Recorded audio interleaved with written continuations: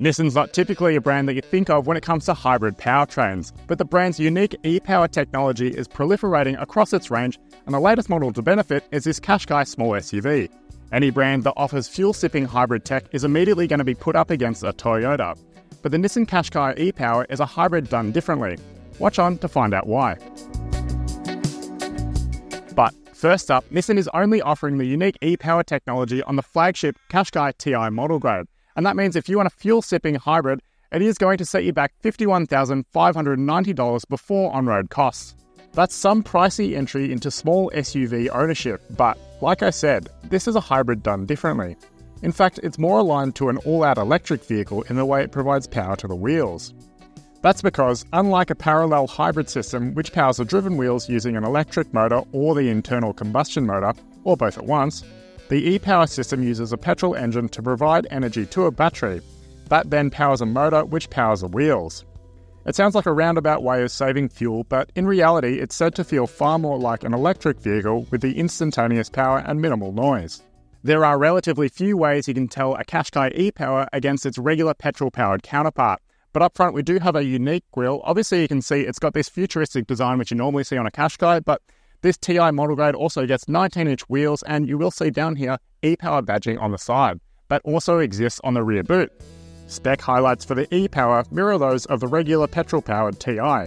That means a 12.3-inch digital instrument cluster, a 10.8-inch colour head-up display, 10-speaker Bose sound system, a hands-free power tailgate, black headlining, semi-autonomous parking assist, and ambient interior lighting. It also gets quilted leather seats, a panoramic glass roof, two-tone colouring on the exterior, 19-inch wheels, and adaptive LED headlights. The Nissan Qashqai e-Power gets a 1.5-litre 3-cylinder turbocharged petrol engine, which acts as a generator to power a 140kW 330 Nm motor on the front axle. That means only the front wheels are driven on the Qashqai e-Power, no all-wheel drive. Fuel consumption is said to be 5.2 litres per 100 kilometres on a combined cycle. Even though the Qashqai TI does come with a dark headlining, there is an abundant amount of light coming from this panoramic sunroof, and it makes the space feel bigger than it actually is. But even still, I'm sat in a really nice driving position with a good view of the road overhead, and I'm really comfortable inside this seat here. Now I've got good space around me, and everything is covered in nice materials, in particular the steering wheel, the dash up here, and the door cards.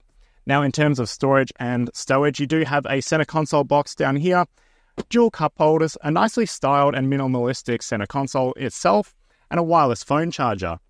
One other thing I wanted to mention about the Nissan Qashqai's interior is the nicely styled infotainment and digital technology.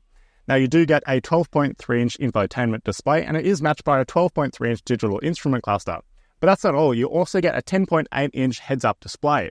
And it is styled really nicely, but I do love the fact that Nissan is stuck with physical controls for the air conditioning system and things like skipping song tracks and volume as well.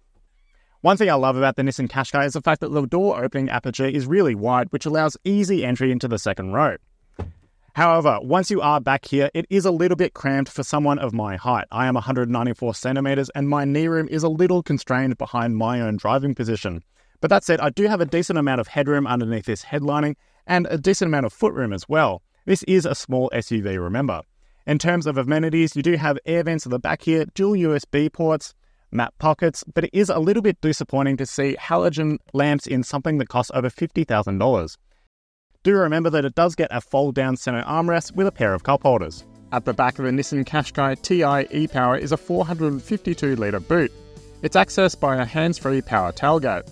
But the real trick is the TI exclusive divide and hide adaptable storage system, which comes in handy for busy parents. It allows the boot floor to be compartmentalised so that luggage or items don't fly around in the cavity while on the go.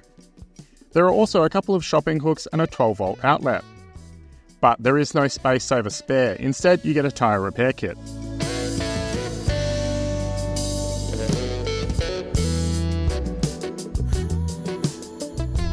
One of the first things you'll notice about the Nissan Qashqai e-Power is the fact that it's really operating like an EV around town. Now it's quiet, it's comfortable, it actually has a sound available on the outside that alerts pedestrians the fact that the car is here.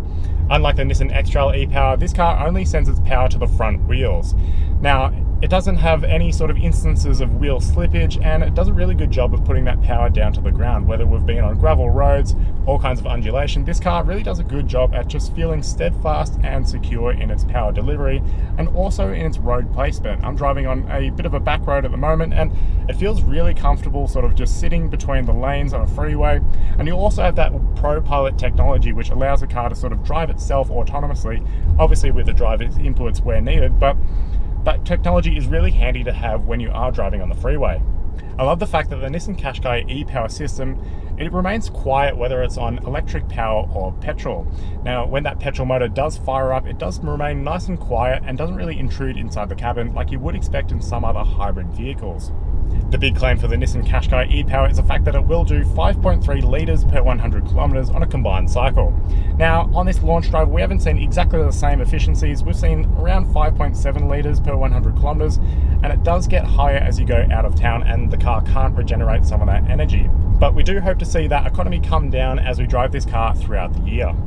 With regard to body control and comfort, this car fares much better than some of its rivals like the Hyundai Kona, which feels a little bit fidgety at low speeds. But where this car feels quite plush at all kinds of speeds and over all kinds of undulations and road impacts. Now, I'm going over speed humps every now and then and feeling that the car really doesn't let that much intrude inside the cabin, and it does a very good job at absorbing those impacts on the road. Despite the Nissan Qashqai stocking one of the larger bodies on the small SUV market, it is remaining really easy to drive around town and to also maneuver into those parking spaces.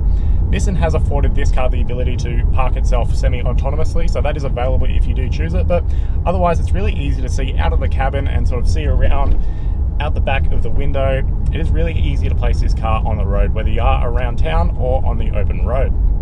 Much like electric vehicles on the market, Nissan has given this car a one-pedal driving mode. So if you do switch it down here on the center console, it does switch on to offer that regenerative braking as soon as you come off the accelerator. So if I come off the accelerator down this hill now, it will sort of slow down, not quite to a stop, it doesn't come quite to a stop, but it does offer that regeneration whether you come off the accelerator.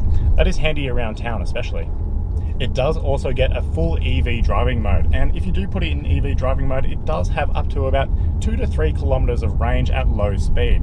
Now, it is a little bit of a gimmick. I'm not sure whether most people will use that around town, given it is only 2 to 3 kilometers, but it is there if you do want to do stealth driving around town. Put into practice, the Nissan Qashqai e-Power's 140 kilowatt and 330 Newton meter outputs do feel that much faster than a regular petrol-powered Nissan Qashqai. It does allow things like overtakes to happen much more easily than you would expect. So if you are sort of coming up to speed on the freeway or doing overtakes, it is really easy to put your foot down and get that instantaneous acceleration.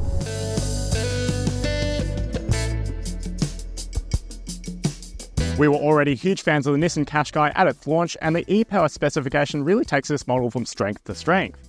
Now, inside the cabin, it is fitted with a beautiful array of equipment, really nice fit and finish, and it's extremely spacious as well. That is exactly what you want from a high-spec small SUV.